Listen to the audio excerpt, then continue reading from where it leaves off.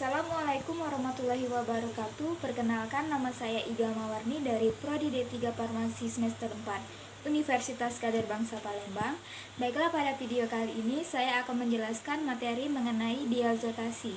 Adapun tujuan dari mempelajari teori diazotasi adalah untuk mengetahui jenis-jenis reaksi diazotasi, prinsip reaksinya, dan juga aplikasi analisis diazotasi dalam dunia kefarmasian. Jenis-jenis reaksi nitrimetri atau diazotasi. Pertama itu reaksi diazotasi antara sulfanilamid dengan asam nitrit. Seperti ini gugusnya. Reaksi antara amina aromatik primer dengan asam nitrit dalam suasana asam bentuk garam diazonium. Ini reaksi dengan asam akan menghasilkan garam diazonium. Yang kedua, reaksi diazotasi pada analisis suknil sulfatiazol. Suksinil sulfatiazol harus dihidrolisis lebih dahulu sehingga diperoleh gugus amin aromatis bebas untuk selanjutnya bereaksi dengan natrium nitrit dalam suasana asam membentuk garam diazonium. Ini hidrolisis suksinil sulfatiazol. Kemudian ini reaksi dengan natrium nitrit dalam suasana asam membentuk garam diazonium. Kemudian reaksi diazotasi pada analisis kloramfenikol. Senyawa-senyawa nitroaromatis dapat ditetapkan kadarnya secara nitrimetri setelah direduksi terlebih dahulu untuk menghasilkan senyawa amin aromatis. Ini senyawa nitroaromatis. Ini direduksi dan ini hasilnya, senyawa aromatis. Kloramfenikol yang mempunyai gugus nitroaromatis direduksi terlebih dahulu dengan zinc atau asam klorida untuk menghasilkan senyawa amin aromatis primer yang bebas. Selanjutnya bereaksi dengan asam nitrit untuk membentuk garam diazonium. Ini gugus nitro aromatis kloramfenikol.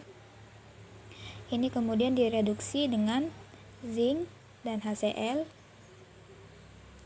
Ini menghasilkan senyawa amin aromatis primer. Kemudian dengan asam nitrit membentuk garam diazonium.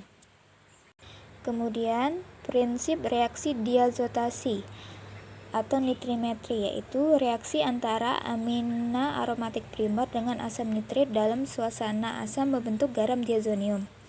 Reaksi tidak stabil dalam suhu kamar karena garam diazonium yang terbentuk mudah terdegradasi membentuk senyawa fenol dan gas nitrogen sehingga reaksi dilakukan pada suhu 15 derajat Celcius. Reaksi dapat dipercepat dengan penambahan bromida dan dilakukan pada suhu di bawah 15 derajat Celcius. Kemudian, hal-hal yang harus diperhatikan pada reaksi diazotasi adalah suhu. Pada saat melakukan titrasi, suhu harus antara 5 derajat sampai 15 derajat Celcius. Keasaman.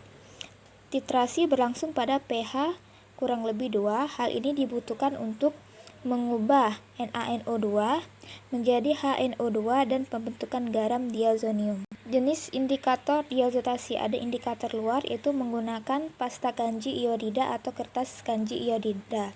Ketika larutan digoreskan pada pasta atau kertas, adanya kelebihan asam nitrit akan mengoksidasi iodida menjadi iodium. Adanya kanji atau amilun menghasilkan warna biru. Titik akhir titrasi tercapai bila pada penggoresan larutan yang dititrasi pada pasta kanji atau kertas iodida menjadi warna biru.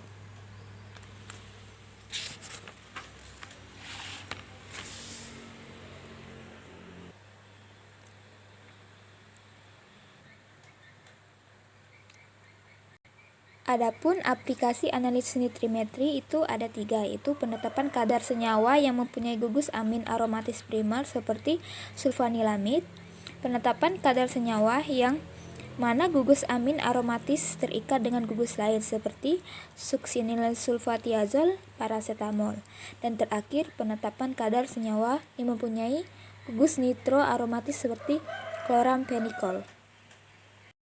Itulah penjelasan mengenai materi diositasi dari saya. Apabila ada kekurangan saya mohon maaf. Terima kasih, semoga bermanfaat.